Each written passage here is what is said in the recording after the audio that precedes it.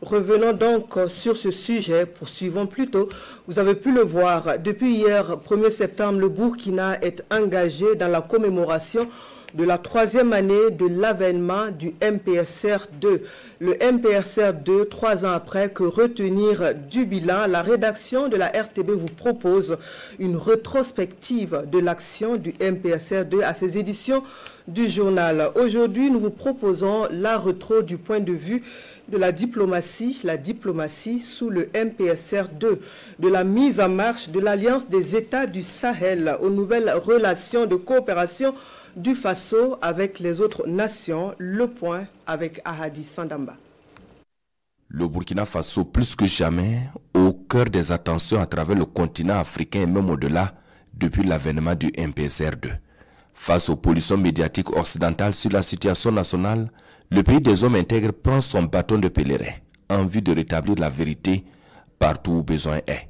S'ouvre ainsi une offensive communicationnelle auprès des partenaires sur la situation réelle du pays, au-delà des stéréotypes et surtout pour les mobiliser davantage en vue de faire face aux enjeux et aux défis nationaux dans le respect de sa souveraineté.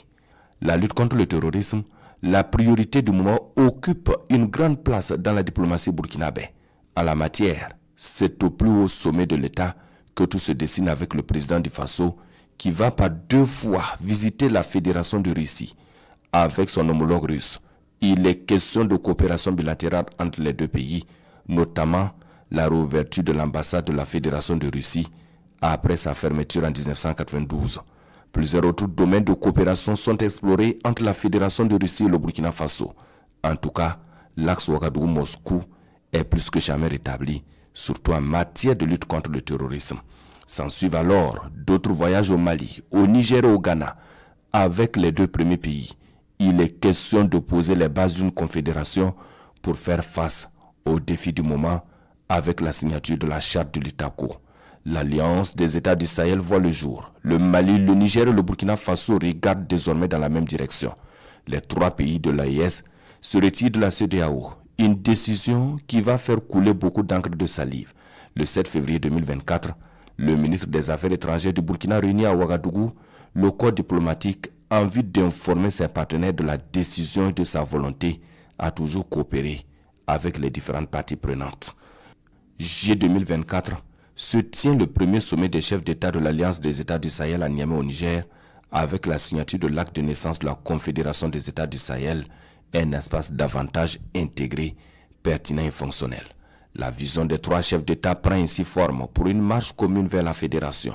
Depuis la signature du traité créant la Confédération AES, la diplomatie burkinabé œuvre de concert avec celle du Mali et du Niger à la consolidation de la position diplomatique commune de la Confédération de l'Alliance des États du Sahel, en coordonnant notamment l'action diplomatique des ambassadeurs des pays membres dans leur pays d'accréditation.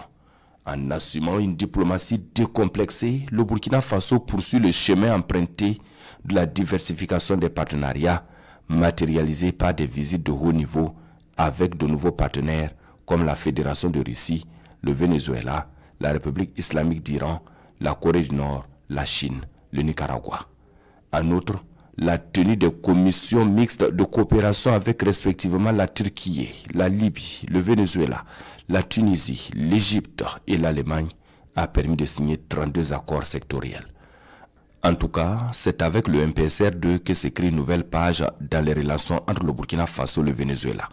Des relations qui étaient en berne depuis 2003, année de l'établissement formel de la coopération.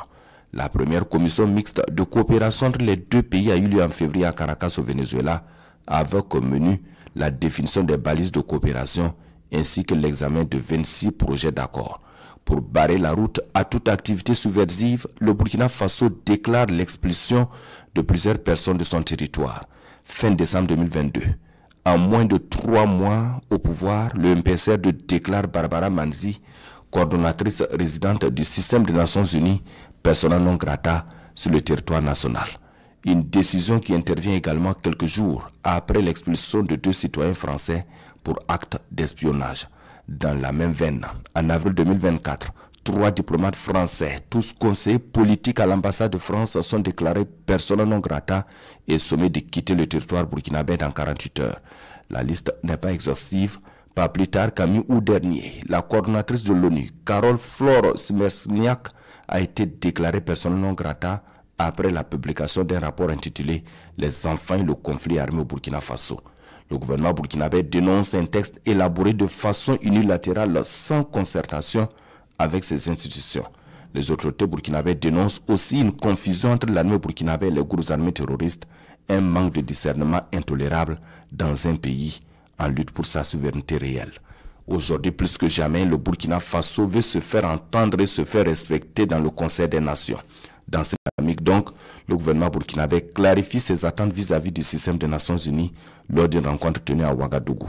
Une délégation conduite par le coordonnateur spécial des Nations Unies pour le développement au Sahel venue échanger avec des membres du gouvernement sur les attentes et les priorités du pays en vue d'ajuster les réponses en fonction des besoins du moment. La participation du Burkina Faso au forum transmontagnais en fin juin 2024 à Bruxelles en Belgique a également été une tribune pour la diplomatie burkinabé de se faire entendre et surtout de faire comprendre les difficultés auxquelles le Sahel est confronté. Le Burkina Faso fait également entendre sa voix à la 50e session du Conseil des ministres des Affaires étrangères de l'OCI, l'Organisation de la coopération islamique à Yaoundé au Cameroun. Et du 13 au 17 août dernier, une délégation de l'OCI dirigée par le secrétaire général adjoint aux affaires humanitaires, sociales et culturelles au secrétariat général de l'OCI a séjourné au Burkina Faso pour une visite de travail.